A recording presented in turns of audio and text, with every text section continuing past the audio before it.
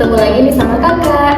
Hari ini kakak bakalan nge-spill dan bacain buku di seri dongeng sebelum tidur, penerbit Visi Mandiri Ziyad Books.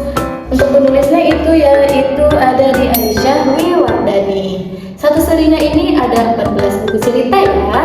Ada di cerita rakyat dan burung hantu, mengajarkan nilai untuk berterima kasih. Ada cerita Haji isi lebah, mengajarkan nilai tanggung jawab. Ada hiu dan lumba-lumba, mengajarkan nilai suka menolong. Ada kura-kura dan laba-laba, mengajarkan nilai menepati janji. Kambing dan alpaka, mengajarkan nilai untuk tidak usil. Ada di bangau dan monyet, mengajarkan nilai tidak egois. Gajah dan burung unta, nilai untuk berani. Ada Rama si harimau, mengajarkan nilai mandiri. Rubah dan gagak, mengajarkan nilai untuk mematuhi orang tua. Semut dan belalang, mengajarkan nilai untuk meminta maaf. Ada kancil dan komodo, mengajarkan nilai untuk tidak sombong. Penguin dan singa laut, mengajarkan nilai untuk disiplin. Marmut dan kelinci, mengajarkan nilai untuk jujur. Sama yang terakhir ada panda dan serigala, mengajarkan nilai amanah. Nanti bakalan dapat nih adik-adiknya bonus buku mewarnai hewan ya. Nanti ada beberapa halaman yang bisa adik-adik warnai. Hari ini kakak mau bacain yang judul Kambing dan Alpaka ya. Yuk disimak ceritanya adik-adik. Kiku sedang memakan rumput bersama dengan kawanannya. Tiba-tiba Pica mendatanginya.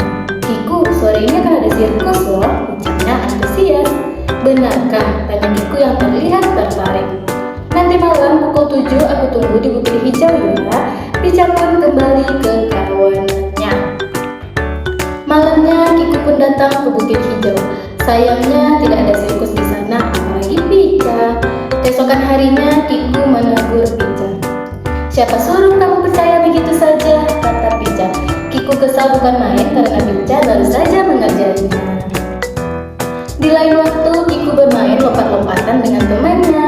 Pica pun lagi-lagi datang mendekat, lalu mengajak Kiku bicara.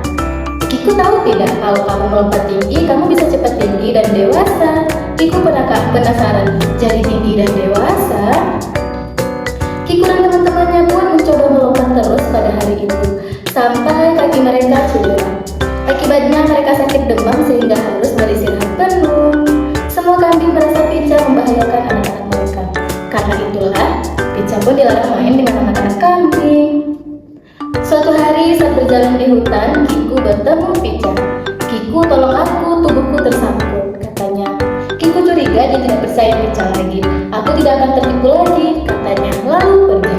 Pica bingung, hari sudah mulai gelap, tetapi tubuhnya masih tersangkut. Kawanan ternak harus kembali sebelum gelap karena banyak predator di hutan. Malam pun tiba, suara-suara seram mulai terdengar. Pica menangis sendirian. Dia menyesali perbuatannya yang suka berbohong. Pica berdoa, apabila malam ini dia bisa selamat, dia akan berhenti berbohong dan mengerjai hewan lain. Dia juga akan meminta maaf pada semuanya. Tiba-tiba Kiku datang dengan hewan lainnya. Mereka membantu melepaskan Pica dari semak-semak. Kiku dan lainnya menolong Pica dengan tulus. Mereka tidak tampak kesal. Kiku, aku minta maaf karena suka berbuat usil dan berbohong. Mulai saat ini aku akan selalu bersikap jujur dan tidak usil lagi, kata Pica. Sama-sama Pica, berbuat usil untuk mengerjai itu tidak baik. Semoga kamu dapat belajar dari kejadian ini.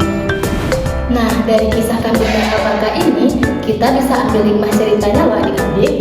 Jangan suka usil, mengerjai orang dan berbohong dengan ucapan. Akibatnya suatu saat orang tidak akan percaya lagi padamu. Besok adik mau dibacain cerita yang mana lagi? Adik-adik bisa langsung komen aja ya. Sampai jumpa di cerita selanjutnya ya adik-adik. Jangan lupa like,